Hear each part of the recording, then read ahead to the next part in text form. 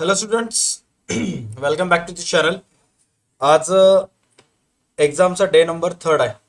7 days 7 एक्झाममध्ये आज आपण थर्ड टेस्ट सॉल्व करणार आहोत, ज्याच्यामध्ये आपल्याला बघायचं आहे की ऑगस्ट सप्लिमेंटरी ऑगस्ट महिन्यामध्ये सप्लिमेंटरीची जी एक्झाम झाली होती, तर त्याच्यामध्ये जो पेपर आला होता तो आपल्याला व्यवस्थितरित्या डिस्कशन करायचा आहे.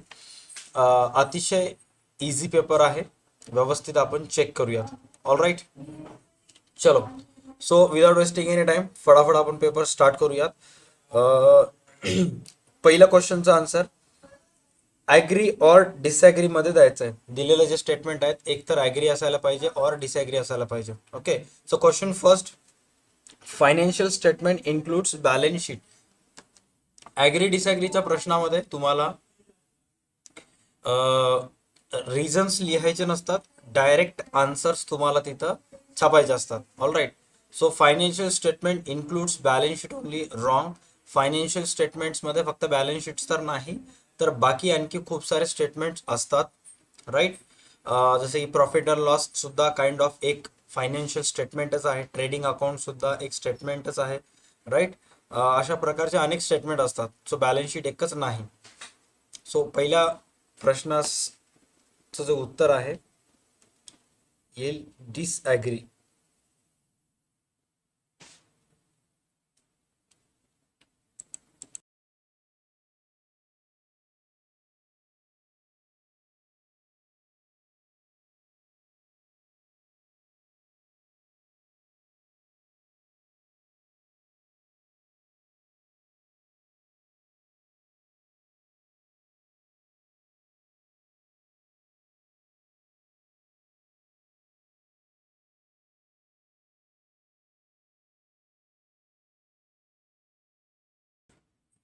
चलो नेक्स्ट आहे,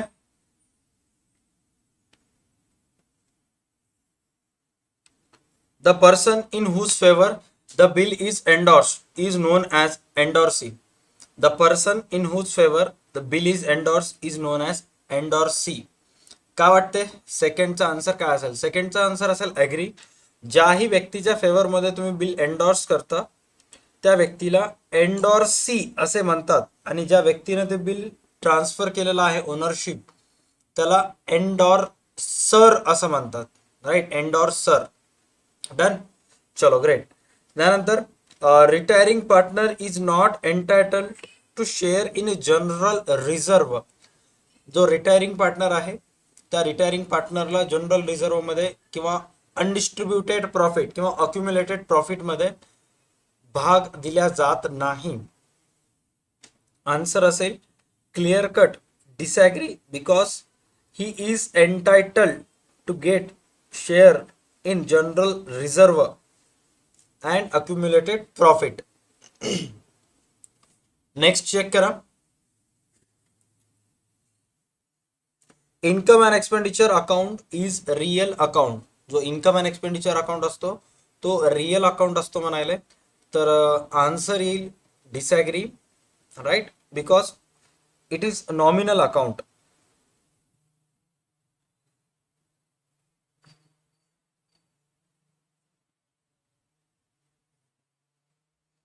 next, partnership firm is trading concern. Trading कन्सर्नचा अर्थ काय की भागीदारी संस्थेचा मेन हेतू हा नफा कमवणे असतो. राईट, भागीदारी संस्थेचा मेन हेतू हा नफा कमवणे असतो, जे की अतिशय योग्य आहे.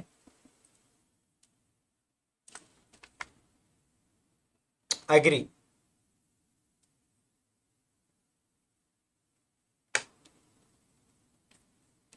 पाचीच्या पाच एकदम सोपे होते. जर अशा प्रकारचा पेपर उद्या आला तर तुमच्यापैकी मॅक्सिमम जणांचा कॉन्फिडन्स एकदम हाय असेल. राईट, आणि अनेक जणांना क्वेश्चन्स होते की दुपारी 3 वाजताच भर उन्हामध्ये आपण ही का स्ट्रीम घेत आहोत, तर त्याचं रिझन आहे की तुमचा अकाउंटचा पेपर सुद्धा भर उन्हामध्येच आहे. राईट, हां. त्याच्यानंतर नेक्स्ट आहे, सिलेक्ट द मोस्ट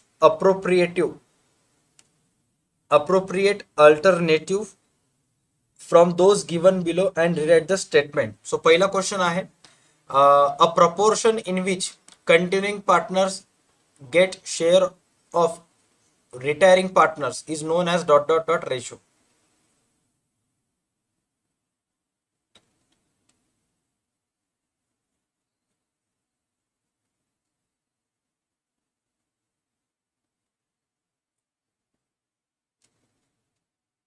आन्सर असेल गेन रेशो.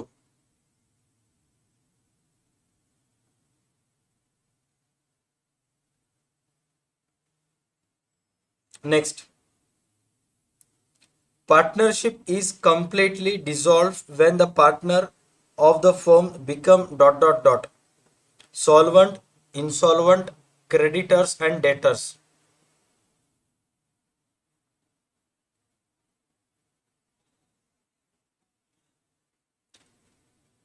जेव्हा एखादा भागीदारी संस्था जे आहे ते कम्प्लिटली पूर्णपणे बंद, कम्प्लिटली डिझॉल्व्ह कधी होतं, Wien the partner of the firm became, व्यवसायाचे भागीदार काय होतात, तर व्यवसायाचे भागीदार जेव्हा इनसॉल्वंट होतात. All right, done. नेक्स्ट आहे the person the person on whom the bill is drawn. असा व्यक्ती ज्याच्यावर बिल तयार करण्यात येते, बिल ड्रॉन करण्यात येते, त्या व्यक्तीला काय म्हणतात. ऑन हुम म्हणलेलं आहे, ज्याच्यावर. आन्सर आहे ड्रॉई. ड्रॉईवर किंवा ड्रॉवी हा असा एक मात्र व्यक्ती आहे की ज्याच्यावर बिल तयार करण्यात येते. Okay, done. नेक्स्ट आहे liability of partners. Liability of partner in a partnership business. आता इथं पार्टनर्स म्हणलेलं आहे, तर पार्टनरची जी लॅबिलिटीज असते, ज्या भागीदाराचं वय 18 पेक्षा जास्त असते त्याला मेजर पार्टनर म्हणतात. ओके, त्या मेजर पार्टनरची लॅबिलिटी अनलिमिटेड असते आणि ज्याचं वय 18 पेक्षा कमी असते, 18 पेक्षा कमी असते, त्याला काय म्हणतात, मायनर. मायनरची लॅबिलिटी कशी असते सर, मायनर पार्टनरची लॅबिलिटीज लिमिटेड असते. आता इथं स्पेसिफिकली कोणाचं नाव मेन्शन केलेलं नाहीये की लिमिटेड का अनलिमिटेड, बट एक्झाम मध्ये लिहित असताना किंवा अज्युम करत असताना तुम्हाला जर पार्टनर्स म्हणलं तर तुम्हाला मेजर पार्टनर अज्युम करायचं आहे, त्यामुळे आन्सर लिहायचा आहे अनलिमिटेड. चला, न्यू प्रॉफिट शेअरिंग रेशो फटाफट कॅल्क्युलेट करून सांगा किती येईल.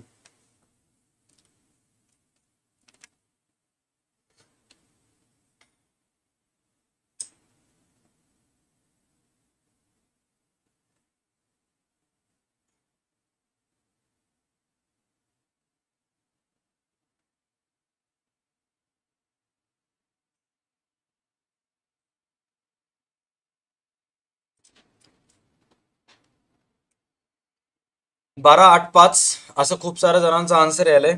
चेक करूयात. ओके, हे बघा त्यांचं रेशो किती आहे. विजय, राज आणि न्यू पार्टनर कोण ऍड व्हायले. ओल्ड पार्टनरचं नाव आहे अजय, विजय आणि संजय. ओके, तर सर्वात पहिले असं लिहूयात आपण ॲज इट इज रेशो.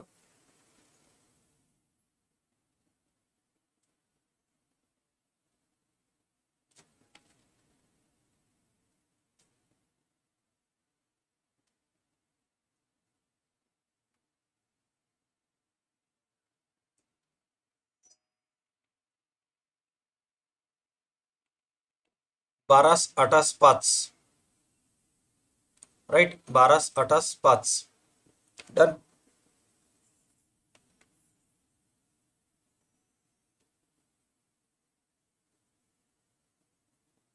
चलो, फाइंड ऑड वन. चेक करा ऑड वन मध्ये काय काय येईल.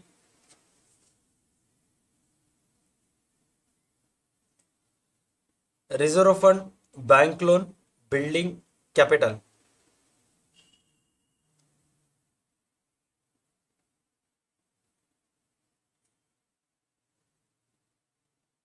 तर आन्सर येईल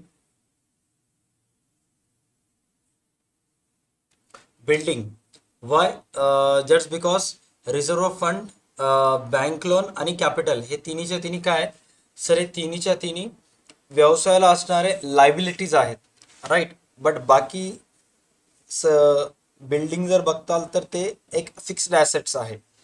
सेकंडमध्ये admission fees, received, sundry income, specific donation for building and sale of old newspaper. तर आन्सर येईल specific donation for building. Specific donation for building, because हा एक स्पेशल डोनेशन आहे, राईट.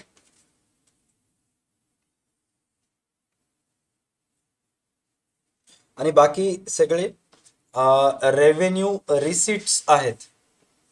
तिसरा बघा, postage, stationery, dividend received and advertisement.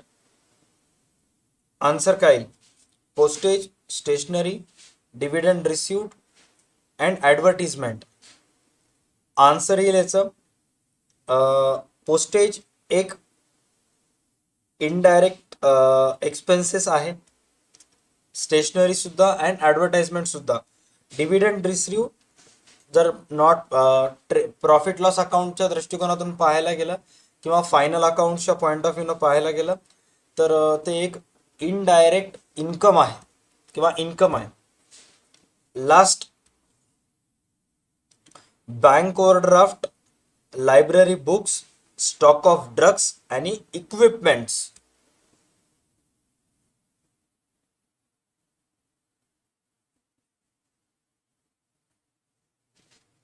Answer काय येईल? Bank overdraft. Y? Because bank overdraft हे लॅबिलिटी आहे, बाकी सर्व ॲसेट आहेत. म्हणजे सप्लिमेंटरीच्या पॉईंट ऑफ व्ह्यूनं पेपर एकदम इझी होता. तुमचा जर पेपर असा आला तर मग पहिले 15च्या 15 तुमच्यापैकी अनेक विद्यार्थ्यांचे बरोबर येतील.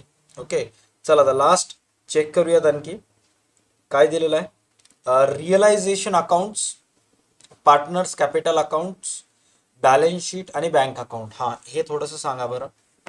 Realisation accounts, partners capital account, balance sheet आणि बँक अकाउंट.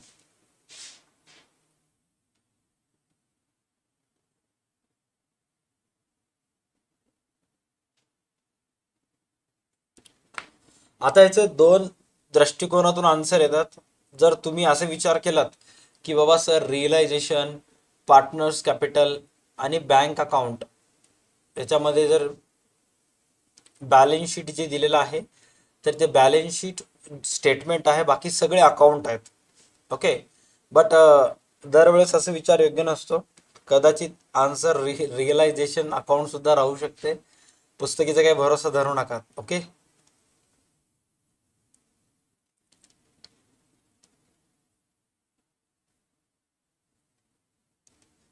कारण पुस्तक कसं विचार करते माहिती आहे का? पुस्तक असं विचार करते की व्यवसाय बुडाला तर रिअलायझेशन अकाउंट काढावं लागते, व्यवसाय जिवंत राहिले तर बाकी सगळे काढावं लागतात. बँक अकाउंट म्हणालेत काही जण.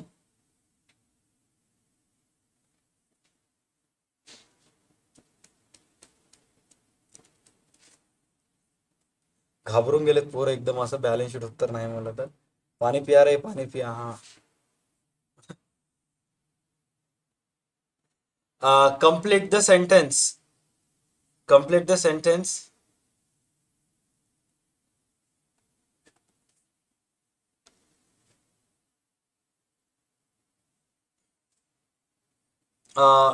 Excess of income over expenditure is termed as.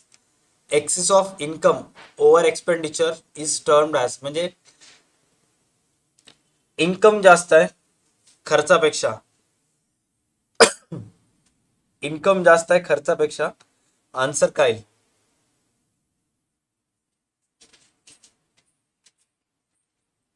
Surplus. हा, नेक्स्ट आहे dot dot share holders are the real owners of the company. Dot dot share holders are the real owners of the company. हे share holders कंपनीचे मालक असतात, खरे मालक असतात. कुठले शेअर होल्डर्स हे कंपनीचे खरे मालक असतात?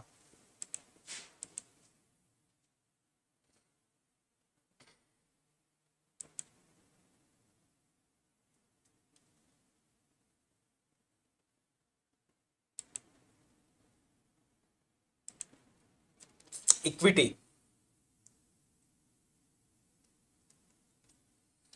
Deceased partner executor loan account is shown on dot dot side of balance sheet.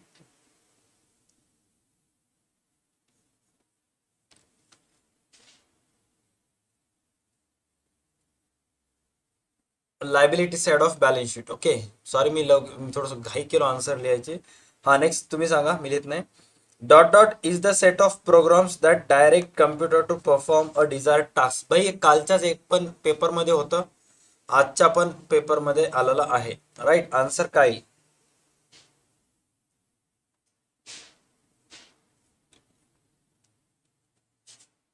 Tension मध्ये बघा बरं, कालचा तर पेपर नव्हता का? हा, कालचा पण पेपर असंच होतं.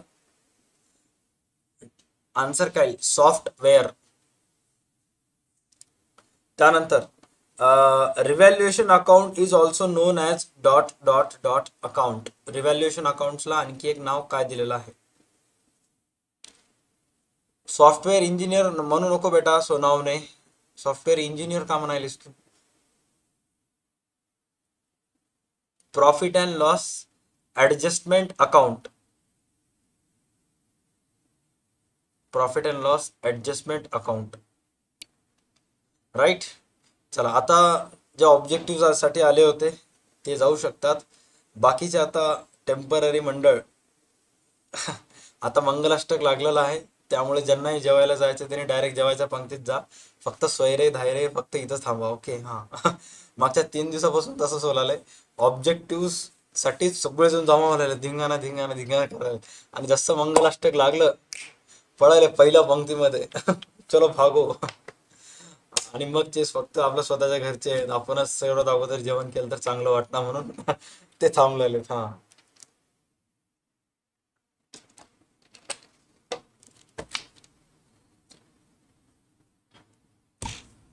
सर्व पुरुष मंडळीला मंडपाच्या मागच्या बाजूला व्यवस्था केलेली आहे आणि स्त्रियांना मंडपाच्या खाली व्यवस्था केलेली आहे. जावा तुम्ही तिकडं. चला, आपण आपल्या, चला आता आहेराचा कार्यक्रम सोयऱ्या जाणार, फोटोशूट वगैरे चालू द्या आता आपला आपला.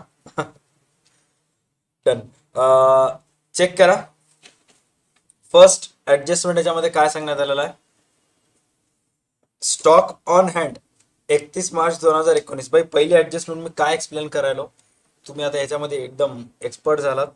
पहिली ऍडजस्टमेंट येते डेटर्सवर आरडीडी करता येते, फर्निचर डेप्रिशिएट करता येते. या ऍडजस्टमेंटचे किती पोस्टिंग होतात ते सांगा. बस, बाकी दुसरं तिसरं काहीच नाहीये.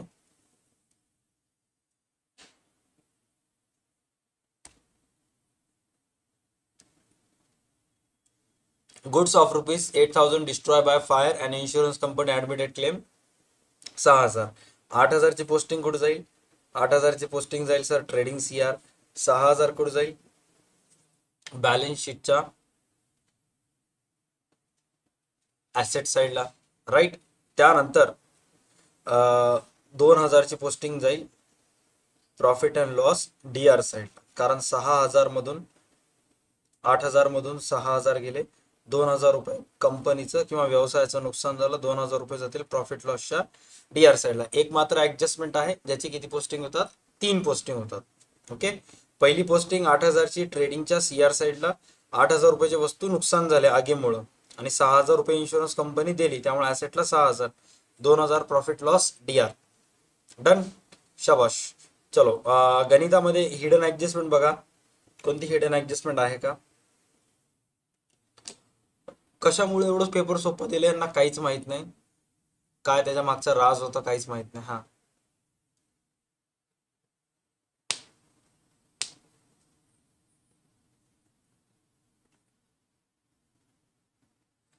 चलो, सगळे इझी आहेत, येऊन जाते, काही प्रॉब्लेम नाही.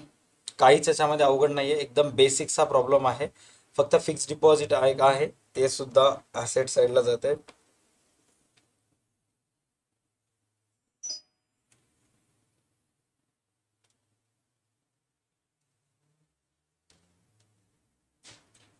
आणि कधी कधी इथं मॉर्टगेज येते. ओके. मॉर्टगेज असं जर आलं इथं तर कुठे लिहिता?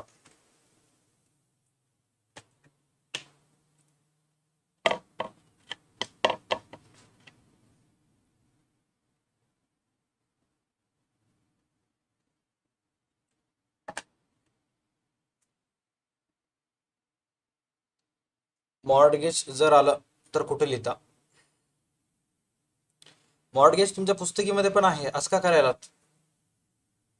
हा, मॉर्टगेज तुमच्या पुस्तकीमध्ये पण आहे. सापडले रे, सगळे सापडले इथं.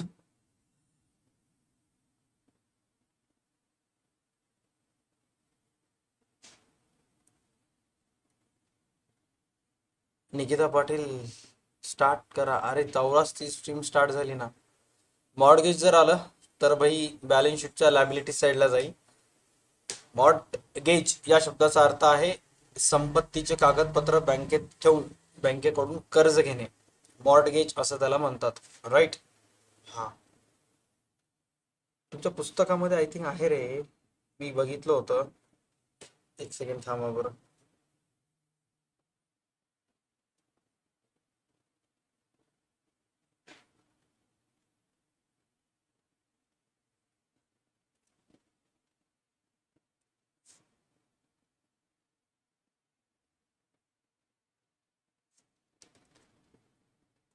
ये तेरा ध्यान किधर था रे, साल भर हा पढ़ाई करते समय. आता मॅक्सिमम म्हणून आहे. आठवलं का ते पोरग? तुमचंच भाई आहे. ओके, चलो डन. तेवढं तर एक फायदा झाला.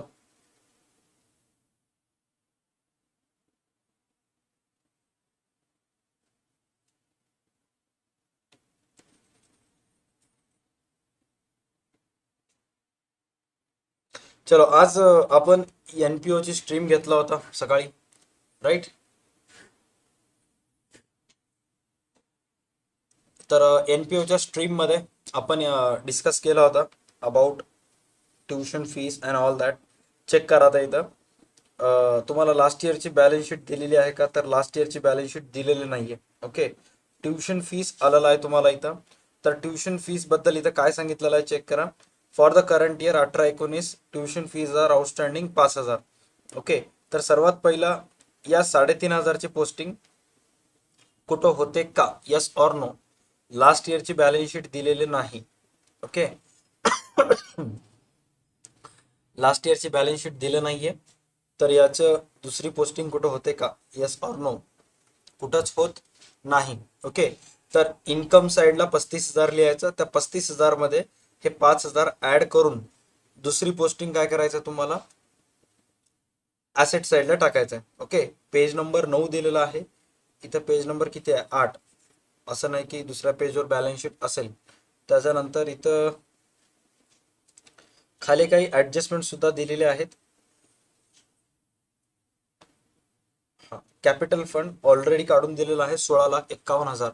आणखी एक महत्वाची गोष्ट, ऍडजस्टमेंट 5च आहेत म्हणून एवढंच करून येताल आणि बाहेर आल्यानंतर चेक करताल, अरे मायला आणखी त्याचे ऍडजस्टमेंट होते काय म्हणताल, बाहेर येऊन शिट म्हणावं लागेल मग. हा, असं करू नका. थोडंसं पेपर बघा, कारण हे बघा 9व्या पेजवर ऍडजस्टमेंट 5 पर्यंत दिलेले आहेत.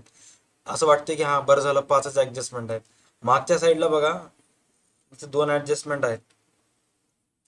ओके, हा, तर हे झालं ट्युशन फीसची. नेक्स्ट आहे ऍडमिशन फीस 50% कॅपिटलाइज भाई येऊन जाईल. आउटस्टँडिंग सॅलरी टू टीचर्स येते, सॅलरीमध्ये ऍड दुसरी पोस्टिंग लॅबिलिटी साईडला येऊन जात आहे. तरी सुद्धा चेक करूयात. ड्युरिंग द इयर टीचर्सला सॅलरी किती दिला, 1,20,000 रुपये. ड्युरिंग द इयरमध्ये टीचर्सला आपण सॅलरी दिलं. ऍडजस्टमेंटमध्ये चेक करा, मागच्या वर्षी टीचर्सची काही सॅलरी देणं घेणं बाकी होती का, काहीच देणं घेणं नव्हतं. तर सरळ सरळ एक्सपेंडिचर साईडला जायचं आहे. एक्सपेंडिचर साईडला जाऊन सॅलरी टू टीचर्स 1,20,000 मध्ये तुम्हाला ऍड करायचे आहेत 6,000, बाकी येऊन जाईल. त्यानंतर डिप्रिसिएशन बुक्स 10% कॅल्क्युलेट करता येते. चला आता थोडंसं कॅल्क्युलेशन पार्ट देतो, म्हणजे थोडासा फायदा होईल तुमचा. ओके, बुक्सची अमाऊंट चेक करा. बुक्सची ओपनिंग अमाऊंट आहे 2.5 लाख रुपये. वर्षाच्या सुरुवातीला बुक्स तुमच्या जवळ होते. त्याच्यानंतर ड्युरिंग द इयर मध्ये बुक्स परचेस केला तुम्ही 30,000चे. कॅल्क्युलेट करा 2.5 लाख वर आणि वर्षभराचं आणि 30,000 वर किती महिन्याचा चार्ज होईल. इथं 1,7 दिलेला आहे, राईट.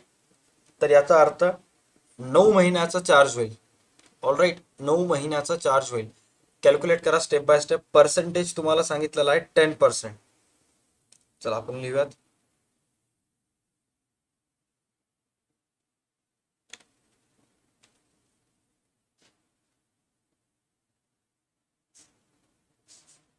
2.5 लाख वर वर्षभराचं 10% येते 25,000. ओके. आणि 30,000 वर 10% 9 महिन्यासाठी येते 7,500.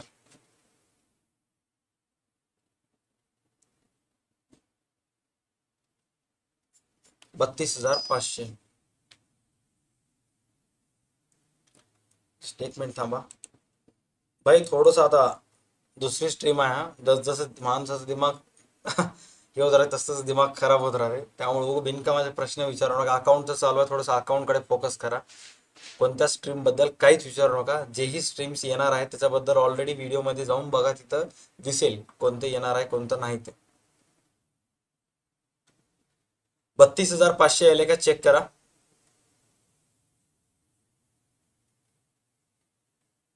एक सेकंड हा.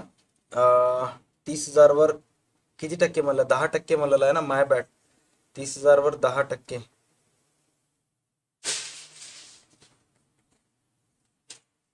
9 मंथसाठी 0,0,0,0 750. 25,750 येते. एक शून्य एक्स्ट्रा दिलं होतं, राईट.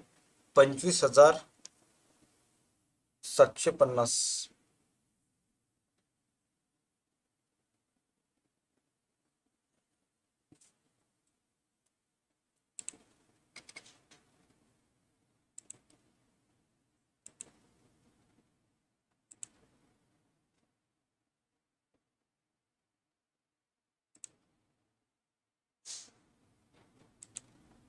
चेक करा 25,750 आले का.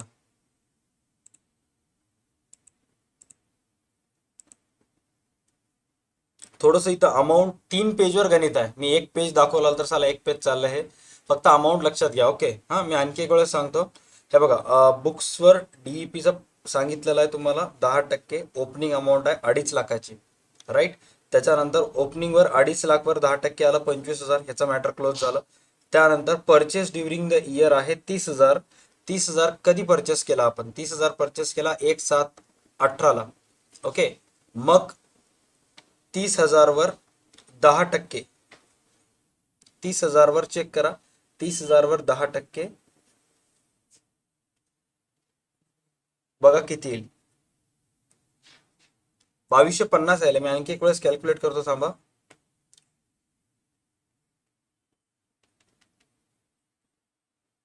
एक सेकंड. तर कमेंटकडे लक्ष दिले की असंच होतंय. 0,0,0,0 3 त्रिक 9, 3 चौक 12, 9,000. 9,000 भागिले 4. ओके, 2,250. Got it. डन. आता किती जण कमेंट करतील की 2,250 2,250. 27,250 आलेला आहे. सर्व मंडळांना सूचित करण्यात येते की ज्याचंही लेकरू हरपलं होतं ते सापडलेलं आहे. स्टेज जवळ येऊन घेऊन जाणे. 27,250. Okay, done.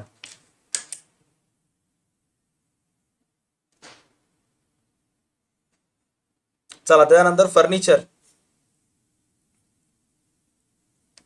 असं असं जर कधी सरचं वर्गामध्ये चुकलं असेल तर आमच्या शाळेतले सर म्हणत होते की अरे नाही रे, मी मुद्दामून चुकलो, तुमचं लक्ष होतं की नाही बघायला म्हणून. ना मी तसं म्हणणार, मी सरळ सरळ म्हणलो माझं लक्ष नव्हतं, मी 3,000 वर काढलो होतो. हा,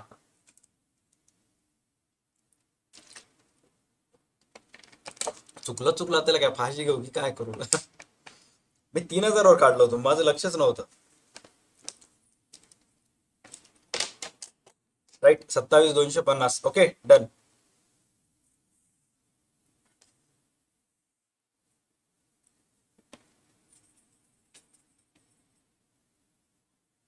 ओके, आता बुक्सवर येऊयात आपण.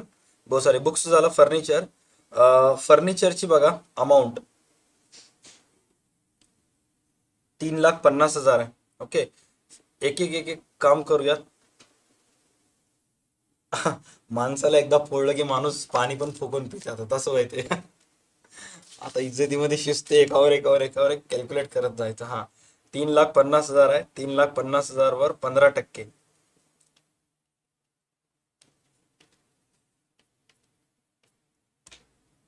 करा कॅल्क्युलेट, किती येत आहे? 35, 10%, 35,000, 17,500, 52,500. तिचं 52,500 आन्सर आले.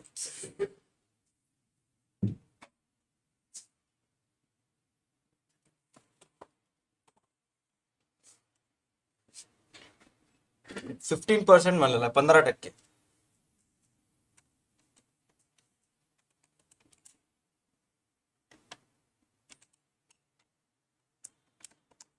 Right, 52,500. Next, during the year मध्ये फर्निचर परचेस केलं आपण 20,000चं. आता किती महिन्याचं डीईपी निघेल ते सांगा. सर 1/1/19 दिलेला आहे, तर 3 महिन्याचा चार्ज करूयात आपण. 20,000 वर 15% 3 महिन्यासाठी.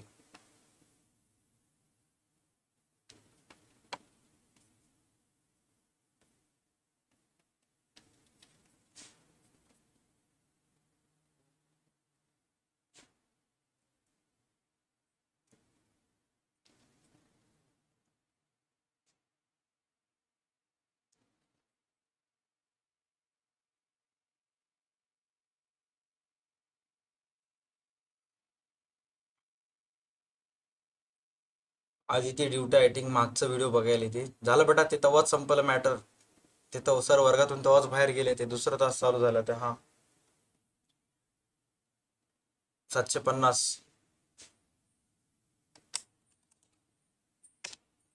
53, 250,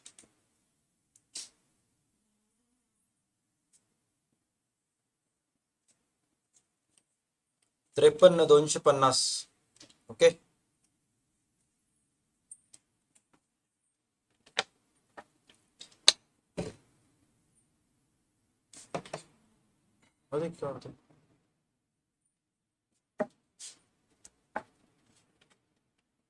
डन. ओके, त्याच्यानंतर government grants should be capitalise. सरकारी अनुदानाची रक्कम कॅपिटलाइज करायची आहे. तुम्हाला शासनामार्फत किती रुपये आले होते? 86,500. इन्कम साईडला आउटर कॉलम मध्ये किती रुपये लिहिताल? इन्कम साईडला आउटर कॉलम मध्ये याचे किती रुपये लिहिताल? सर 86,500 दिलेला आहे, तर सर आउटर कॉलम मध्ये याच्या हाफ अमाऊंट लिहावं लागेल.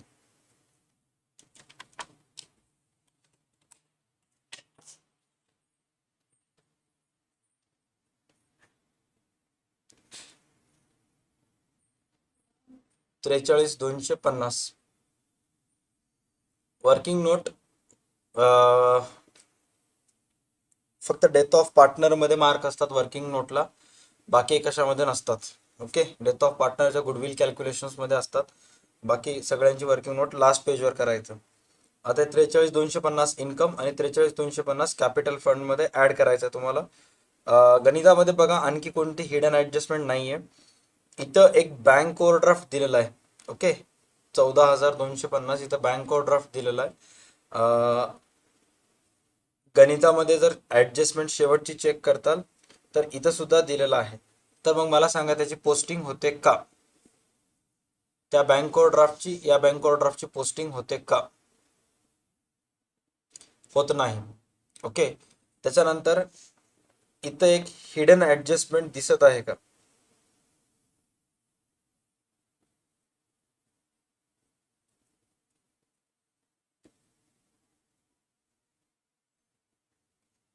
%9 बँक डिपॉझिट. राईट, चला सांगा त्याच्यावर किती रुपये इंटरेस्ट येईल? 1.5 लाख वर 9%,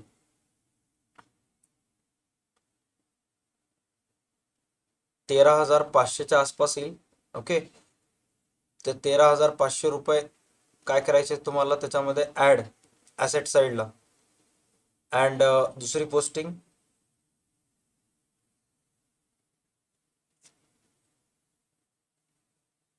इन्कम अँड एक्सपेंडिचर अकाउंटच्या इन्कम साईडला लिहावं लागेल.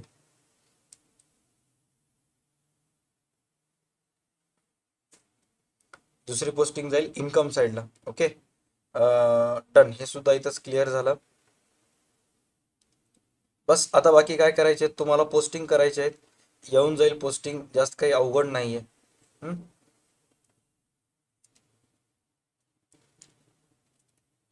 डोनेशन फॉर प्राइज फंड हा एक स्पेशल डोनेशन आहे. बरं एक मिनिट थांबा. इंटरेस्ट च आपल्याला इथे एक पोस्टिंग दिलेली आहे.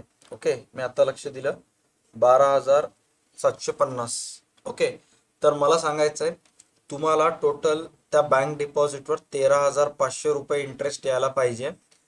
त्यापैकी 12,500 रुपये आलं, सॉरी 12,750 रुपये आले. किती रक्कम इंटरेस्ट ऑन बँक डिपॉझिटची स्टील आउटस्टँडिंग आहे? सर साधं सिंपल रिझन आहे, 13,500 यायला पाहिजे होतं, 12,750 आपल्याला इंटरेस्ट आला त्यावर. ओके, राहिले किती मग 750. तर 750 रुपये आपल्यासाठी काय अक्रूड इंटरेस्ट म्हणू शकता किंवा आउटस्टँडिंग इंटरेस्ट तुम्ही त्याला म्हणू शकता. ओके, मग इन्कम साइडला पोस्टिंग करत असताना बस असंच लिहायचं तुम्हाला, by interest on bank deposit 12,750, outstanding interest 750, 13,500. Done, right. And आणखी काय आहे का बघा याच्यामध्ये? ऍडमिशन फीस ऑलरेडी झालं. ऍडमिशन फीसचं काही घेणं देणं नाहीये.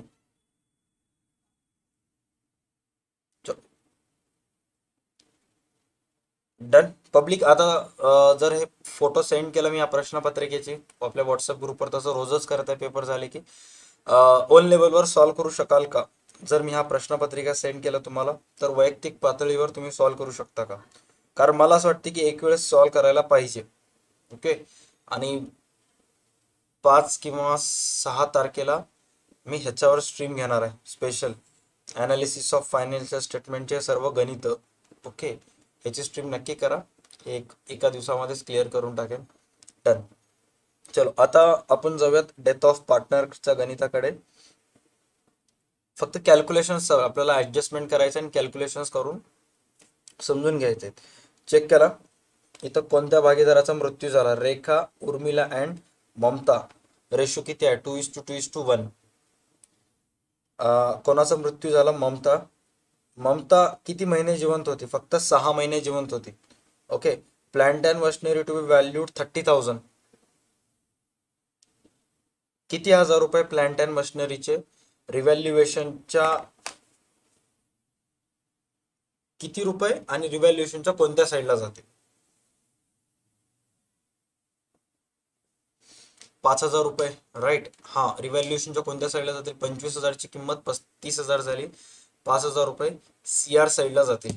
5,000 सीआर साईड. किंमत वाढली ना बेटा, 25ची किंमत 30 झाली म्हणजे किंमत वाढली.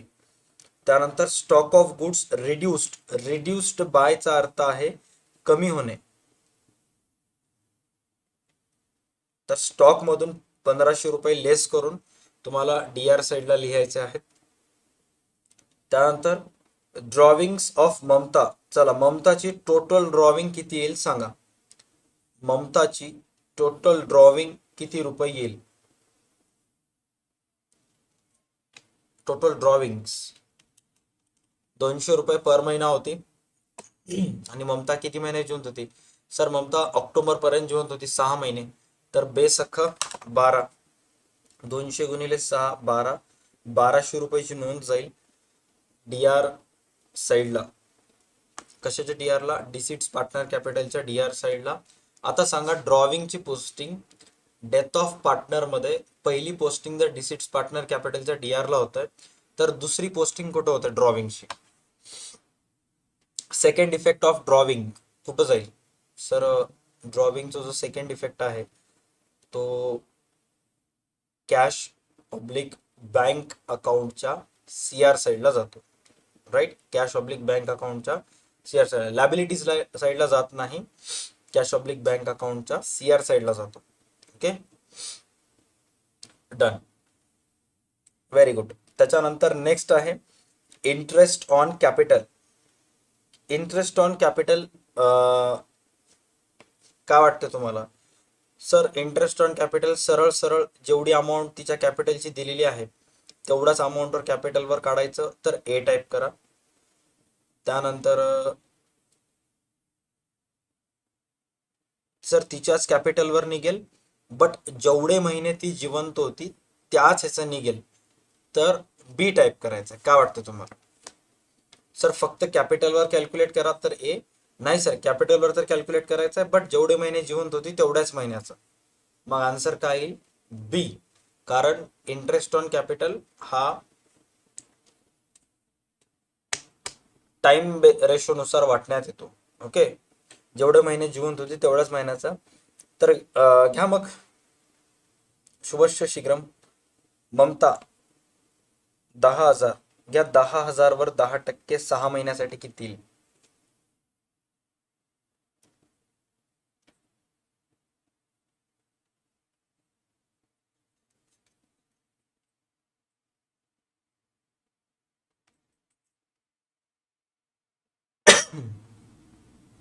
आता सांगा interest on capital current account, sorry तिच्या कॅपिटल अकाउंटच्या सीआर साईडला जात आहे, राईट. ते पण तिचं कॅपिटल अकाउंट असेल तिच्या सीआर साईडला.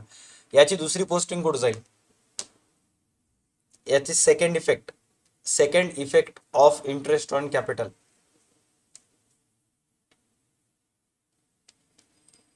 आजची स्ट्रीमले भारी चालू आहे ही. यातले क्वेश्चन्स खूप मस्त आहेत, इंटरेस्टिंग आहेत सर्व क्वेश्चन्स. राईट, तनुजा कदमचं एक्झॅक्ट करेक्ट आन्सर आलेलं आहे.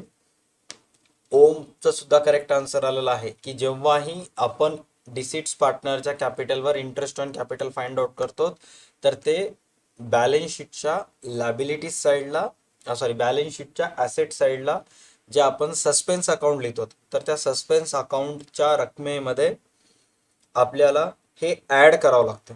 Okay, done. अँड जर इंटरेस्ट ऑन ड्रॉविंग असेल तर हे सस्पेन्स अकाउंटच्या रकमेमधून लेस करावं लागतं. Very good. श्रद्धा मठवालेचं सुद्धा आन्सर आलेलं आहे. नेक्स्ट आहे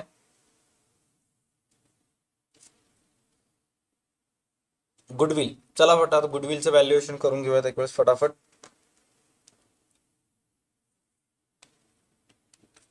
The deceased partner's share of goodwill is to be valued 2 years purchase of average profit of last 3 years. घ्या बरं, बेरीज करा, टोटल प्रॉफिट किती आली?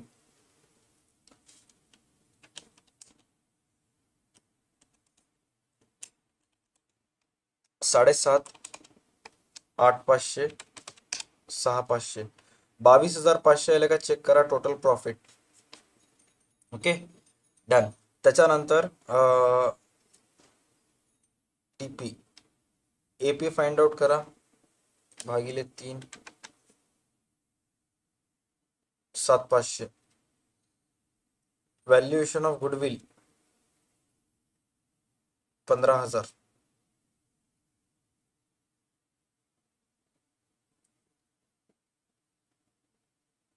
15,000ला त्यांच्या रेशोनुसार भाग देऊयात आपण, जे की आहे 2:1 म्हणजे 1/5.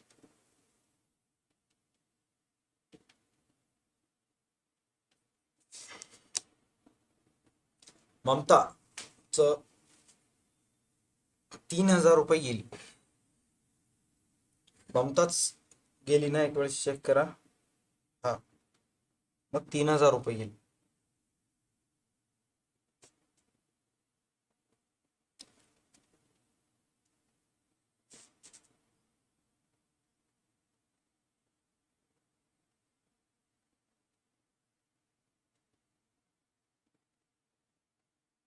डन. अँड त्याच्यानंतर नेक्स्ट ॲडजस्टमेंट सस्पेन्स अकाउंट. इथं काय सांगण्यात आलेलं आहे? The deceased partner share of profit up to the date of her death should be based on average profit of last 2 years. Okay, चला मागच्या 2 वर्षाचा ॲव्हरेज प्रॉफिट घ्या. 8,500 प्लस 6,500 करा बेरीज, 15,000. हे वर्षभराचं, 6 महिन्याचं, सॉरी 2 वर्षाचं 15,000, एका वर्षाचं 7.5, वर्षभराचं 7.5. तिने किती महिने जिवंत होती? 3 ऑक्टोबर पर्यंत जीवन होते 3,500 3,750 गुणिले 1/5.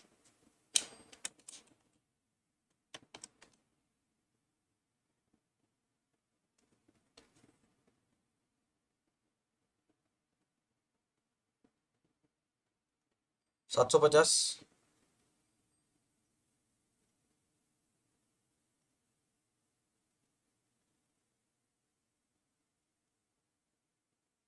सॉरी, एक सेकंड मी चेक करतोय बेरीज किती आली. 9, 9, 6, 15. 15,000च येईल ना रे बेरीज, कारण मागच्या 2 वर्षाची बघा ना. 750 करेक्ट आहे.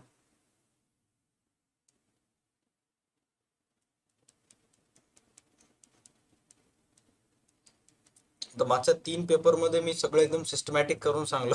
आता संपलं, आता जिरला. आता डायरेक्ट रोकठोक. उद्याच्या पेपरमध्ये डायरेक्ट मी गणित लावून बसतो असं 2 मिनिट. इथे लिहितो गुडविल, गुडविलची अमाऊंट, आणि इथं लिहितो सस्पेन्स अमाऊंट, बस. बाकी जे तुम्हाला करायचं ते करा. बरोबर आलं तर थम्स अप शेअर करा म्हणतो. बाकी काहीच करणार आता. हा, कारण तुम्हाला सुद्धा मी सुरुवातीपासून तेच गोष्ट सांगितलं, तुम्ही सुद्धा फ्रस्ट्रेटेड होऊन जाता डायरेक्ट. चलो, 750 आलं, मॅटर क्लोज. हे गणित इथं संपलं. याच्यामध्ये बाकी बघूत काही ना काही राहतेच यार आणखी. Mumtaz capital account showing the balance payable to executor loan and goodwill, झालं, दोन्ही झालं. त्याच्यानंतर नेक्स्ट आहे जनरल रिझर्व. भाई, डेथ ऑफ पार्टनर मध्ये जनरल रिझर्व सर्वांना डिस्ट्रीब्यूट करावं लागते. बरं, गणितामध्ये आरडीडी बद्दल काहीच म्हणलं नाही. ओके, तर मग सपोज जर या गणितामध्ये तुम्हाला बॅलन्स शीट तयार करा म्हणलं असतं, तर मग बॅलन्स शीट मध्ये कोणती अमाऊंट लिहिला असता? डायरेक्ट 9,750 ऍसेटला लिहिला असता का काही छेडछाड वगैरे केला असता एक्सपेरिमेंट पर्पज म्हणून?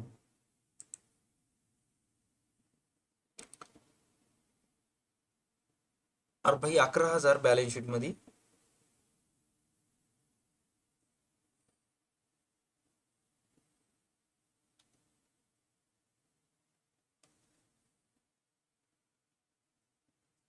ऍडजस्टमेंट आहे का त्याच्याशी रिलेटेड? बघा बरं, कुठं ऍडजस्टमेंट आहे.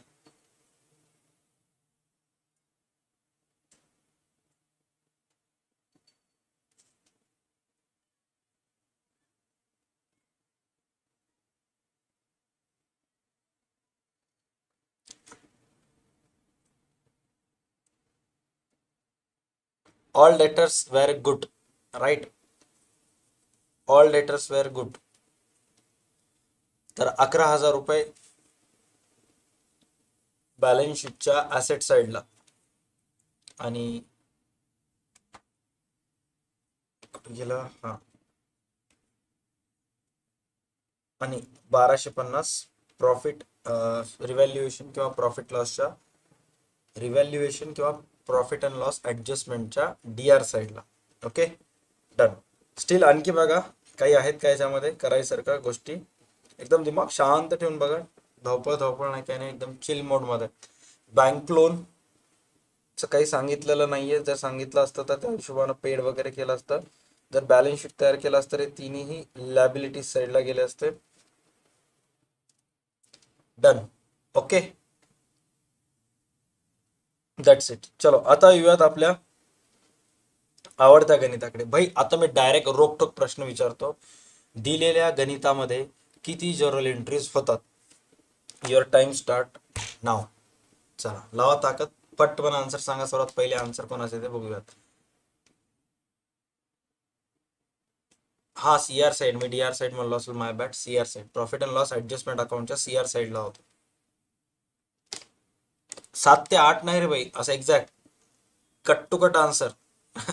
की या याच्यात किती एंट्रीज होतात.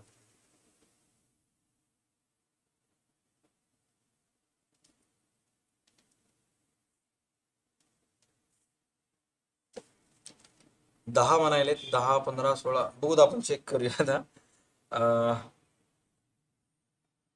4 कॉल आहेत, 4 × 2. भाई, 8 तर फिक्स आहेत. 8 एंट्रीज तर कुठंच जायना. ड्यू रिसिव्ह ट्रान्सफरचे तर फिक्स आहेत. आता फक्त कोणाचं तर फॉरफिचर वगैरे जर झालं तर मग बाकीचे बघूयात. ओके, हा भाई, सहकारची स्ट्रीम आज 6 वाजता आहे आणखी एक, त्यामुळे ते बघूया. आता सध्या इथं अकाउंट कर फोकस करू दे सिद्धेश. तू कॉमर्स आहेस, तू असं करू नकोस. ओके, गणिताकडे लक्ष दे. डन. चला, सर्वात पहिले आपण चेक करूयात. यार काल ते पेज कुठं आहे?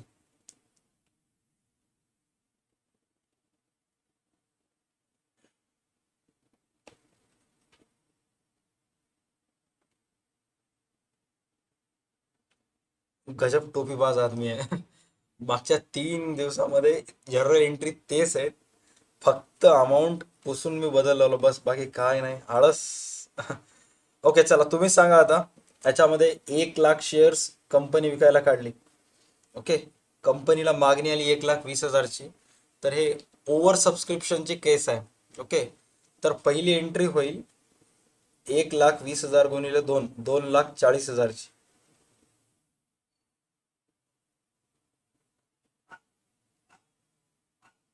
राईट. चला नेक्स्ट, बाकीचे जे 20,000 शेअर्सचे पैसे आहेत ते प्रो रेटा अलॉटमेंट झालेला आहे का कंपनीनं रिजेक्ट केलेला आहे? घेऊन जाऊन असं ये लो तुम्हारे 20,000 शेअर के पैसे और दफा हो जाओ असं म्हणून पैसे फेकून मारले शेअर होल्डरच्या तोंडावर. सर, पैसे आपण कंपनीनं वापस केलं. कंपनीनं पैसे वापस केलं म्हणजे काय ते? मग बँक अकाउंट येते CR साईडला, अलॉटमेंट येत नाही. अलॉटमेंट कट इथं आता CR ला येते to bank account. 2,40,000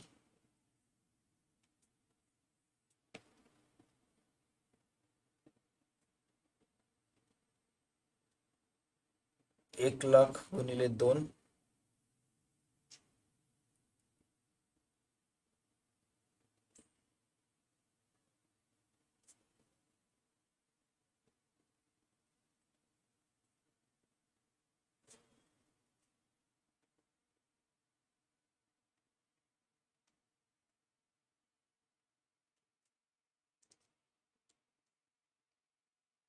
ton.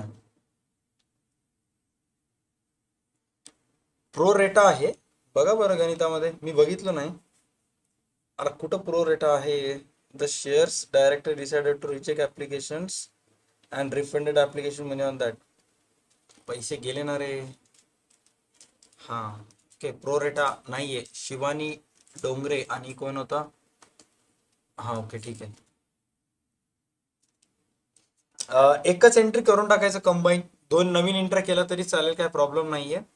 Right, ट्रान्सफरच्या एंट्रीमध्ये लिहून टाकायचं. ओके चलो नेक्स्ट. भाई ह्याच्यामध्ये चेक करा, इशू ॲट प्रीमियम आहे का नाही? प्रीमियम आहे का नाही, यस और नो? प्रीमियम जर राहिला असतं तर इथं असं कुठं तर प्रीमियम म्हणून लिहिलेलं असतं. काहीच नाहीये तर ॲज इट इज आहे. आता इथून पुढची जी एंट्री आहेत ते सगळे किती लाखाचे होतील? 1,00,000ची होतील. 1,00,000 गुणिले आपल्याला किती करायचे? 4. Premium cut.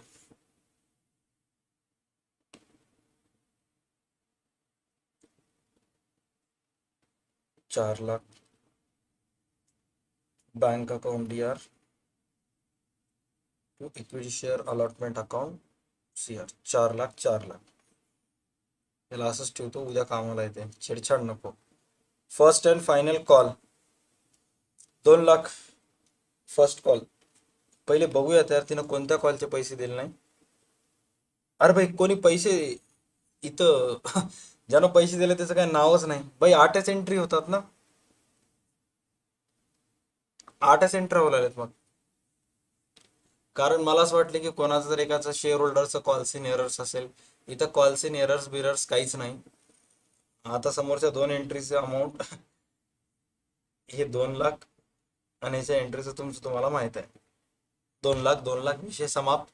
That's it. हा गणित इथंच संपला. हा एक छोटासा प्रश्न विचारतो. काहीच कॅल्क्युलेशन करायचं नाही, काही नाही. पेन बिनच्या बाजूला ठेवून टाकायचं. माइंडमध्ये जर्नल एंट्रीज आणायचं 8च्या 8.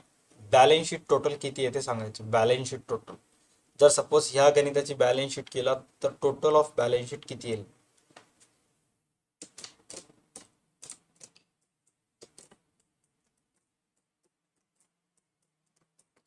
हा, शेअर घेणारे सगळे चांगले होते.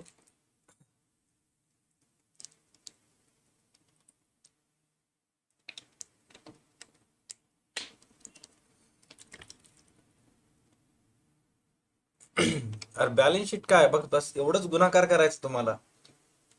नंबर ऑफ शेअर्स किती आहे? ती 1,00,000. एका शेअरची किंमत आहे 10. बस संपलं, इथंच बॅलन्स शीट टोटल आहे.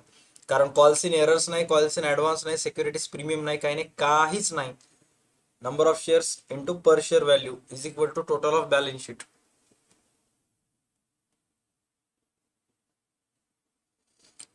हे 7चाच पेपर आहे अर्चना. फक्त आज 7 तारीख नाहीये म्हणून काही नाहीये, तुम्हाला सुद्धा असंच पेपर येईल. हा. 7ला जर असा पेपर आला तर मग पूजा प्रक्षाळ एकदम खुश होणार आहे. पहिले इंग्लिशचं सगळं फेकून देणार आहे पूजा. कारण अभ्यास खूप केली पूजा प्रक्षाळे अकाउंटचा. इतका अभ्यास केले की इंग्लिशचं ओसीएमचं अकाउंटचं तास बुडून तिनं, सॉरी, इंग्लिशचं एसपी आणि ओसीएम इको याचं बुडून अकाउंटचा अभ्यास केली ती. डन भाई. बिल ऑफ एक्सचेंज चेक करा. बिल ऑफ एक्सचेंज भाई आता सांगा. आता तुम्ही सगळे आता म्हणजे जे पाहुणे रावळे होते ते सगळे गेले. आता जे पण 110-109 पब्लिक आहे हे सगळे आपल्या घरातले माणसं आहेत. त्यामुळे घरातल्या घरात खोटं बोलणे. इमानदारीने सांगा. आपल्याला स्वयंपाक आहे, टेन्शन घेऊ नका हा. या गणितामध्ये गणित बघून सांगायचं टोटल किती जर्नल एंट्रीज होतात.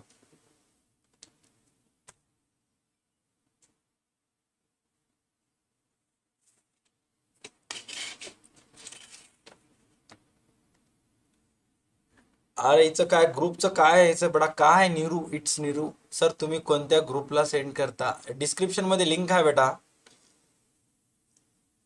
तिथं ग्रुप आहे. तिथं एवढं मोठं असं रोज नोट्स पडत राहतात. हा.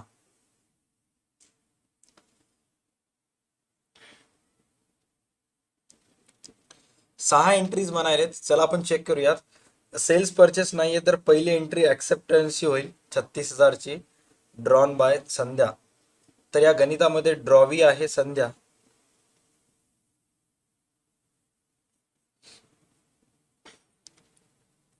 चला मी पहिले एंट्रीज मोजतो. Acceptance, discounted, old bill cancel, part payment, interest,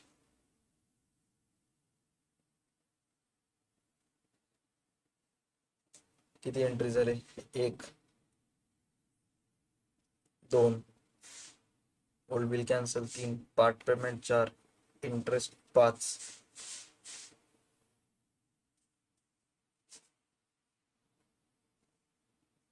new bill accept 6. भाई 6 एंट्री उरल्या. फक्त आणि फक्त 6 एंट्रीज होत आहेत. ओके. 6 न्यू बिल ऍक्सेप्टन्स म्हणलंय. न्यू बिल ऍक्सेप्ट नंतर बघा, न्यू बिल ऍक्सेप्टन्स नंतर काय म्हणलंय? These arrangements were carried through but 3 days before due date, 4 days before due date, काहीच सांगितलं नाहीये. ओके. हा. आता या गणिताचं जर समजा आपण लेजर अकाउंट तयार केलं इक्वल येते का? या गणिताचं लेजर अकाउंट तयार केलं तर इक्वल येते का?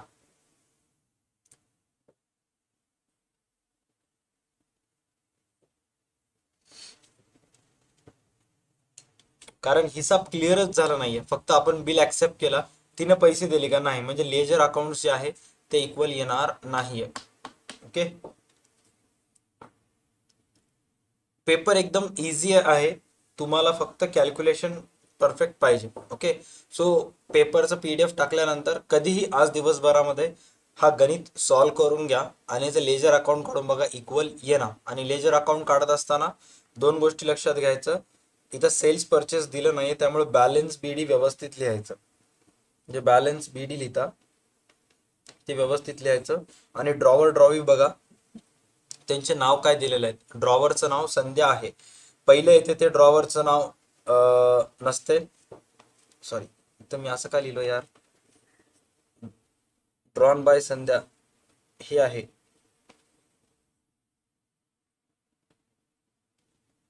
विद्या जे आहे ती ड्रॉवी आहे आणि संध्या जे आहे ते ड्रॉवर आहे. कारण क्लिअर कट म्हणलेला आहे ड्रॉन बाय संध्या. जो व्यक्ती बिल तयार करतो त्याला ड्रॉवर असं म्हणतात. ओके सर, ड्यू डेट काढताना बिलची ड्रॉनची एंट्री घ्यायची का ॲक्सेप्टन्सची एंट्री घ्यायची ऑब्जेक्टिव्ह मध्ये? हे बघ, बिलाची ड्यू डेट काढत असताना जर ते बिल आफ्टर डेट असेल तर मग ज्या दिवशी बिल तयार झालं त्या दिवशी घ्यायचं. ओके, अँड जर आफ्टर साईट असेल तर ज्या दिवशी बिल ॲक्सेप्ट झालं त्या दिवशीपासून बिल कॅल्क्युलेट करायचं. Okay, after date after sight matter करते. सपोज 1 जानेवारीला बिल तयार झालं, 5 जानेवारीला ॲक्सेप्ट झालं, कालावधी मग मॅटर करते. आफ्टर डेट आणि आफ्टर साईट चेक करायचं. बाकी आणखी कोणाचा काय डाऊट आहे?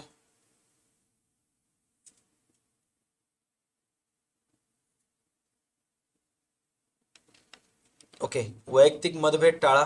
हे काय तुम्ही दोघं बेंचसाठी भांडून घेतल्यासारखं भांडून गेला? शांत बसा रे. नाव लिहितो बघा मॉनिटर फळ्यावर. हा, थोडं शांत बसा. रेणुकाचं म्हणणं आहे की सर जनरल एंट्री झाल्यावर दोन्ही कॉलमची टोटल अमाऊंट लिहिणं गरजेचं आहे का? यस, लिहावं लागते बेटा, अदरवाईज मार्क्स कटतात.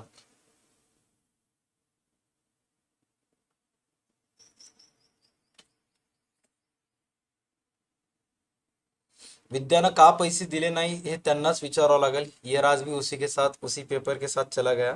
कधी कधी मुद्दामून देतात तुम्ही कन्फ्यूज व्हावं म्हणून, की फक्त बिल ॲक्सेप्ट करून ठेवून टाकतात आणि ड्रॉवी जे आहे ते पैसे देतच नाही. मग त्याच्यामुळं आपल्याला काही करायचंच नाही. ओके चला, हे गणित इथंच संपुष्टात आणतो मी. या गणिताशी संबंधित काही क्वेश्चन असतील तर विचारा. मग आता डायरेक्ट पुढच्या वर्षीच्या बॅचमध्ये चान्स भेटेल, आता नाही.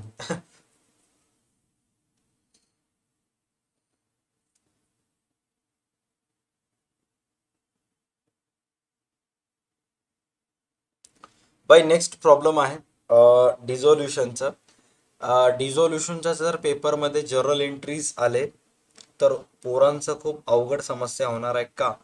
कारण डिझोल्युशनच्या पेपरमध्ये हे बघा, सन्ड्री ॲसेट्सची जर्नल एंट्री करायची असेल, ओके, तर इथल्या इथं वाचून तुम्ही करू शकता. Sundry assets, sundry liabilities, general reserve, हे सर्व गोष्टी गणित बघूनच तुम्ही सॉल्व्ह करू शकता. बट जेव्हा बारी येते तुम्हाला रिअलायझेशन अकाउंटचं प्रॉफिट लॉस फाइंड आउट करायची, मग तुम्हाला वर्किंग नोटमध्ये पूर्णच्या पूर्ण एक रिअलायझेशन अकाउंट्स तयार करावं लागते. तुम्ही अशा कोणी, आता कोणी काय करतात, फटाफट लवकरात लवकर व्हा म्हणून अशा पद्धतीचे एक फॉर्मॅट ड्रॉ करतात. इकडे सगळे संडे ॲसेट्सचे नावं, इकडे लॅबिलिटीजचे नावं, asset realise, liabilities paid, taken over, हे सगळं असं लिहून टाकतात शॉर्टमध्ये आणि मग रिअलायझेशन प्रॉफिट लॉस काढतात. अदरवाईज मग तुमचे 1 मार्क कटते कधी जर डिझोल्युशनमध्ये जर्नल एंट्रीज आलं तर. आणि मागच्या 2-3 वर्षामध्ये डिझोल्युशनमध्ये जर्नल एंट्रीज आलेलं नाही आहे, फक्त गणित आलेलं आहे. तर यावर्षी 2 पॉसिबिलिटीज जास्त आहेत. डिझोल्युशन मध्ये आलं तर ऑल पार्टनर इन्सॉल्वंटचं गणित येईल. मला तर असं वाटतंय पर्सनली की डिझोल्युशन मध्ये ऑल पार्टनर इन्सॉल्वंटचं एक साधं, सिंपल, सोपं, सुंदर, सुबक, टिकाऊ गणित यायला पाहिजे. ओके, भलेही त्याच्यामध्ये क्रेडिटर्स अकाउंट निघू दे, बिल्स पेबल निघू दे, बँक अकाउंट, डेफिशियन्सी अकाउंट निघू दे, पण साधं सोपं यायला पाहिजे, कारण ते खूप वर्ष झालं आलेलं नाहीये. आणि ऍडमिशनला तर ऑल ठरल्याप्रमाणे रिटायरमेंट येणारच आहे.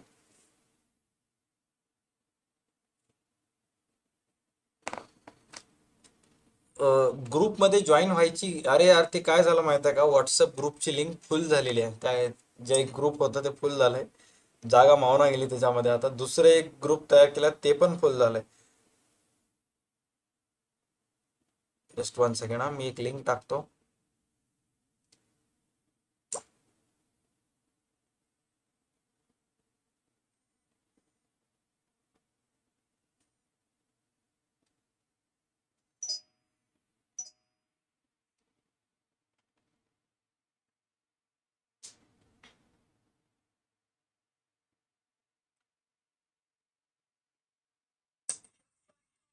काय युट्यूबर भाई दिमाग खराब करते ऍडव्हर्टाईज येऊन. मला लई राग आहे तशी युट्यूबर ऍडव्हर्टाईज आले की, पण नंतर रिअलाइज होते की ते ऍडव्हर्टाईज आलं तरच पैसे भेटतात, मग चांगलं वाटतंय. असं ऑटोमॅटिक मन शांत शांत होते. हा, व्हॉट्सअप ग्रुपची लिंक टाकलेली आहे, जॉईन व्हा त्या वेळेला. ज्यांनी ऑलरेडी जॉईन झालेले आहेत त्यांनी काय व्हायचं नाही. 2-2 3-3 ग्रुपमध्ये उगा एक बसमध्ये जागा भेटली एक बसावं. ऑलरेडी जागा असताना दुसऱ्या सीटवर दस्ती टाकणे माणसानं. ऑलरेडी जर एका ह्याच्यामध्ये असाल तर एकच, तर सगळ्या ह्याच्यामध्ये तेच येणार आहे.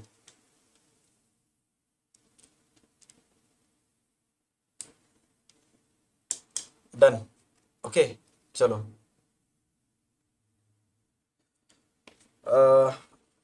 ऍसेट रिलाइज येऊन जाते. त्याच्यानंतर ऍसेट टेकन ओव्हर दिलेला आहे. त्याच्यानंतर शीतलनं फर्निचर टेकन ओव्हर केलेलं आहे. दोघांचे 2 टेकन ओव्हरचे झालेले आहेत. त्यानंतर रिलायझेशन एक्सपेन्सेस, भाई याच्यामध्ये काहीच नाही, एकदम सोपं गणित आलेलं आहे. 3च ऍडजस्टमेंट आहेत, एक asset realisation, asset taken over आणि डिझोल्युशन एक्सपेन्सेस. या बाकी दुसऱ्या तिसऱ्या गणितात काहीच नाही, एकदम सोपं गणित आहे. ओके, बिल ऑफ एक्सचेंजचा काय फॉर्मॅट येईल का? फॉर्मॅट म्हणत निकिता पाटील तुला लेजर अकाउंट बनायचं आहे. अच्छा, ड्राफ्ट म्हणायचं आहे का? अच्छा, ड्राफ्ट म्हण. बिल ऑफ एक्सचेंजचं ड्राफ्ट यावर्षी येऊ शकते बेटा. हो राईट, बिल ऑफ एक्सचेंजचं ड्राफ्ट येऊ शकते. अकाउंटमध्ये टाइम मॅनेजमेंट नसते श्रद्धा. जितके जास्त प्रॅक्टिस केली असते तेवढं लवकर तुझं गणित परफेक्ट होऊन जाते. ओके, टाइम मॅनेजमेंट वगैरे काय राहत नाही. तुम्ही 7च्या 7 पेपर सॉल्व्ह केलं 2 तासामध्ये तुमचं बोर्डाचं पेपर होऊन जाते. Okay, board change, paper pattern काही चेंज वगैरे झाला नाहीये, जसंच तसं आहे, काहीच चेंज झाला नाहीये. चला चला, आता थोडंसं टाइम पास बंद करा. रिटायरमेंटचं गुडविल आपण कॅल्क्युलेट करूया, त्यामुळे नंतर ऑलमोस्ट लगेच स्ट्रीम एंड करू. तेवढंच मला सुद्धा रिलॅक्सला टाइम भेटते, कारण संध्याकाळी आज 8 वाजता इम्पॉर्टंट स्ट्रीम आहे. गुडविल चेक करा. Goodwill of the firm value thrice check करा. थ्राईस म्हणलेला आहे, म्हणजे थ्राईस म्हणजे काय? 3 times, right? 3 times, 3 times. Average प्रॉफिटच्या 3 पट गुडविल आहे. चला, मागच्या 5 वर्षाचं ॲव्हरेज प्रॉफिट घ्यायचं आहे, प्रिसिडिंग लास्ट 5 इयर्स. चला घ्या, बेरीज करा. 3000. बाई मला इथे एक डाऊट ठेवलेला, इथे प्रिंट मिस्टेक, मला असं वाटलेलं प्रिंट मिस्टेक आहे. थोडं बघा की इथं इथं 16,000 दिलेलं आहे. ओके, सॉरी, 2015-16चं 3 दिलेलं आहे, आणि मग त्याच्यानंतर डायरेक्ट इथं 31 असं दिलेलं आहे. मला असं इथं वाटतं की इथं 30 असायला पाहिजे, पण आता जे दिलेलं आहे ते करूयात आपण. ओके, चला, पहिलं 3, 31,500, 30,000,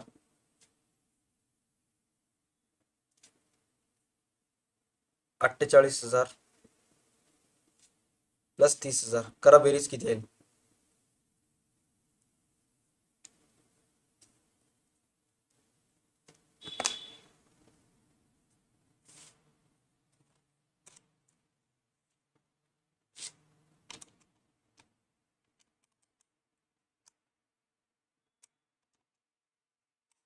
सहकारचा पेपर आय थिंक एक दिवस पुढे आलाय, 4 तारखेला आलाय सहकारचा पेपर, म्हणजे उद्याच आहे आय थिंक, परवा दिवशी 5ला होत वाटतं ना सहकारचा पेपर, एक दिवस अगोदर घेणार आहेत.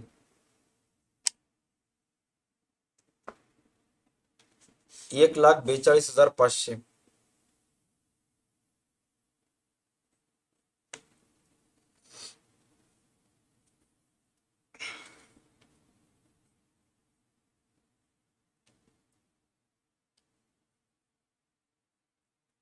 एक 42,500. ओके, भागिले 5 करा.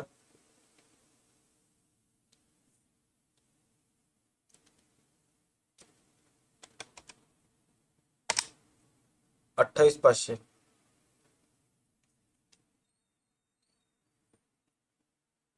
28,500 ॲव्हरेज प्रॉफिट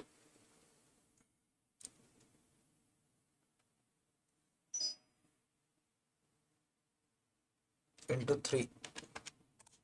व्हॅल्युएशन 85,500 आले का बघा बरं.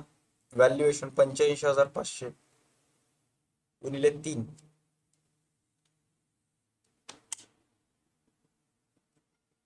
राईट, आता रेशो चेक करा. 2:1:1. अरे भाई, कॅल्क्युलेटर शिवाय जमना आम्हाला. कॅल्क्युलेटर राहिलं तरच दिमाग चालते, आणि मी ओपनली सांगतो तुम्हाला सुद्धा कॅल्क्युलेटर परफेक्ट पाहिजे, म्हणजे सॉरी 12वीला, पण ते अलाउड नाहीये. हां, पण डिग्रीला अलाउड आहे. तुम्ही डिग्रीला जा, तुम्ही जसं आता मोबाईलला चांगले चांगले कव्हर घेता, पुढच्या वर्षी तुम्ही सुद्धा भारी भारी कॅल्क्युलेटर घेताल बीकॉमला गेले की. कारण त्याच्याशिवाय काय नाहीच. दोनास एकास एक. आपल्या महाराष्ट्र बोर्डामध्ये नाही, बट सीबीएसई बोर्डामध्ये जेव्हा तुम्ही जाता तिथे कॅल्क्युलेटर अलाउड नाही, बट तिथं उत्तर पत्रिकेमध्ये जे फॉर्मॅट असतात हे सगळं आपण जे ड्रॉ करताना तिथे ऑलरेडी तयार करून येतात पेपरमध्येच अगोदरपासूनच.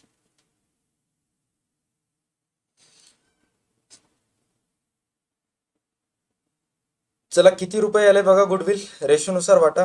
गुडविल ऑफ द फर्म म्हणलेला आहे, सर्वच पार्टनर्सला वाटून टाकायचं तुम्हाला. अं,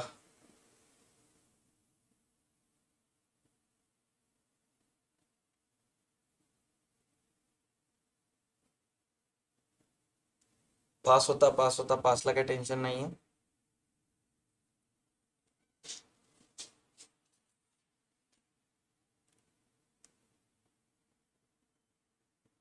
प्रॉब्लेम टॅली झाला नाही तर मार्क्स मिळत नाहीत, कमी कटतात. टॅली झाला नाही तर 1-2 मार्क्स टॅलीचे कटतात. ओके.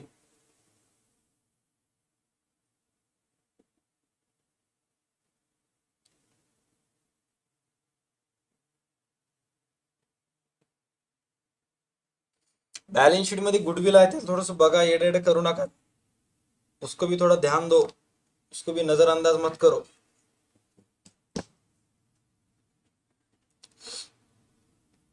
कोणी आहे का रे, कसं करायचं सांगा फटाफट. एनीवन, कोणाला तरी काही ना काही आयडिया असेल. कारण रिटायरमेंटचं गुडविल, ऍडमिशनचं गुडविल खूप जणांना सत्वत आहे, त्यातल्या त्यात असं आलं की तर संपलच. आपल्या पुस्तकामध्ये पण एक प्रॉब्लेम आहे ज्याच्यामध्ये रिटायरमेंट मध्ये असं गुडविल दिलेलं आहे.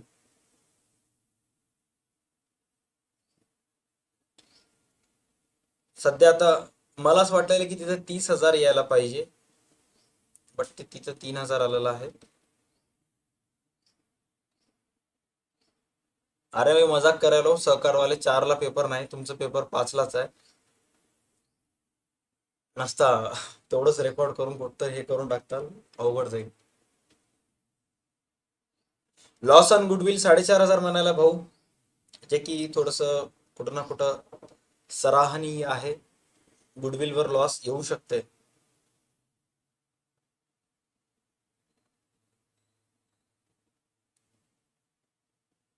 तुमच्या रिटायरमेंटच्या पुस्तकामध्ये जे रिटायरमेंट ऑफ पार्टनर आहे त्याच्या प्रॅक्टिस प्रॉब्लेम मध्ये एक गणित आहे. 30,000चं गुडविल 28,500 होते. 1,500 रुपये काय तर लॉस रिव्हॅल्युएशनच्या डीआर साईडला टाकावं लागतं आपल्याला. ओके. 1,500चं पुस्तकामध्ये 30चं दिलेलं आहे.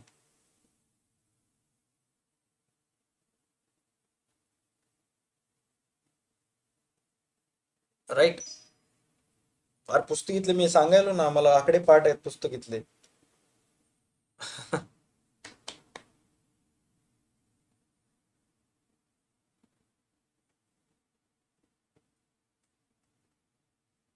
तुम्हाला पुस्तकीतला प्रॉब्लेम सांगतो ते तेवढा एक प्रॉब्लेम करून घ्या. कारण आता हे प्रॉब्लेम यावर्षी ये ना हे एकदा बोर्डाला येऊन गेलं म्हणजे संपलं, त्याची एक्सपायरी झाली. ते अननेसेसरी करून उगं ते डोकं हेडेक करून घेणं आहे. तरी सुद्धा प्रॉब्लेम नंबर टिक मार्क करतो, त्याचा आन्सर नाहीये पुस्तकात, प्रॅक्टिस प्रॉब्लेम दिलेला आहे. Okay. Retirement of partner death.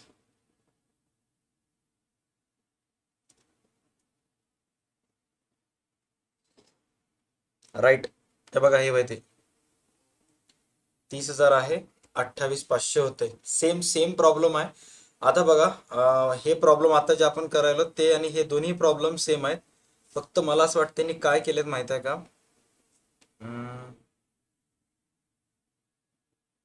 ह्यांनी आकडेवारी डबल केलेत. आकडेवारी डबल केलेत म्हणजे काय बघा, इथं पार्टनरचा प्रॉफिट बघा. इथं पार्टनरचं प्रॉफिट किती आहे, 40, 30, 15 आहे. राईट. तर 15चं गुणिले 3 केले आणि तिप्पट केले. 40चं तिप्पट 21 होते. 21, 30चं 90 आणि 15चं 45. म्हणजे सेम गणित आहे, फक्त अमाऊंट यांनी वाढवून टाकले. इथं 1,000 होतं, इथं 3,000 केले. ज्याही विद्यार्थ्यांना हे गणित केलेलं आहे त्याला ते गणित ऑटोमॅटिक येऊन जाते. ओके. हा 3x केलंय, 3x न गुणाकार केलेला आहे. असंच करतात बोर्डवाले, दुसरं तिसरं काही नाही करत. आता हे गणित ऑलरेडी येऊन गेलेलं आहे, तर याची व्हॅलिडिटी संपली, तरी सुद्धा एक वेळेस सॉल्व्ह करून घ्या. राहिलं ऍडजस्टमेंटचं, तर चेक करा. 30,000 गुडविल होतं, राईट. 30,000ची गुडविल कमी होऊन किती झालं, 28,500. तर 1,500 रुपये रिव्हॅल्युएशनच्या डीआर ला ट्रान्सफर करायचं. आता मला येस और नो मध्ये सांगा, राहिलेलं 28,500 ऑल पार्टनर्सला डिस्ट्रीब्यूट करायचं आहे का ॲज इट इज बॅलन्स शीटच्या ॲसेट साईडला लिहून टाकायचं? 28,500 किंवा या गणितामध्ये जे पास जे काय असेल ते त्याचं काय करायचं, एक्झॅक्ट ट्रीटमेंट काय करायचं?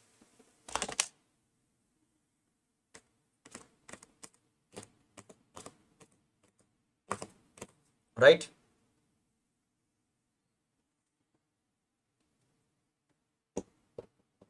Balance sheet, asset side, done. बस हे झालं रिटायरमेंट. भाई त्याच्यानंतर कोणता आहे? ऍडमिशन.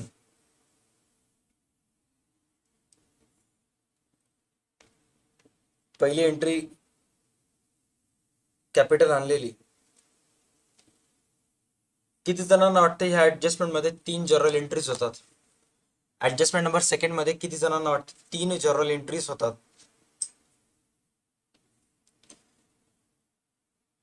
एक गुडविल आणलेली, दुसरा गुडविल डिस्ट्रीब्यूट केलेली, आणि तिसरा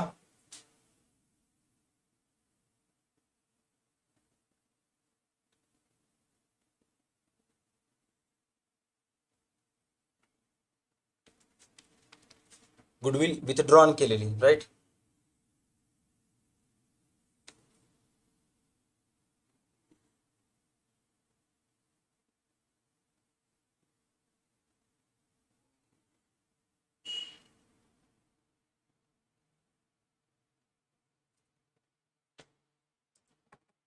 तीन एंट्रीज होतात. ओके. अरे 3 एंट्रीज होतात, एक गुडविल आणलेली, दुसरा गुडविल डिस्ट्रीब्यूट, आणि तिसरा विथड्रॉन केलेली, अशी 3 एंट्रीज होतात. Okay, done. त्याच्यानंतर stock to be taken at a value of ₹60,000. हे काय होत नाही.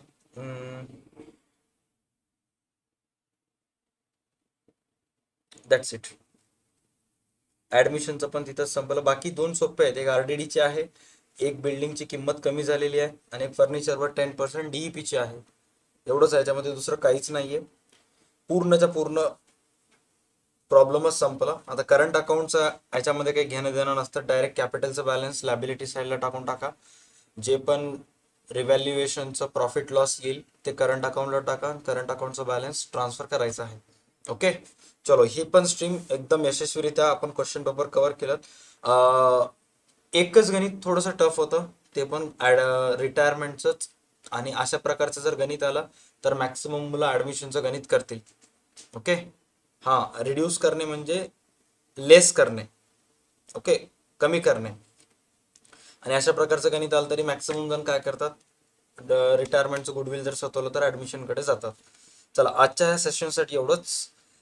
भेटूयात नेक्स्ट सेशनमध्ये. तोपर्यंत संध्याकाळी 8:30 वाजता आपण करेक्ट भेटूयात. इकॉनॉमिक्सचं खालील प्रश्नांची महत्त्वाची उत्तरे लिहा.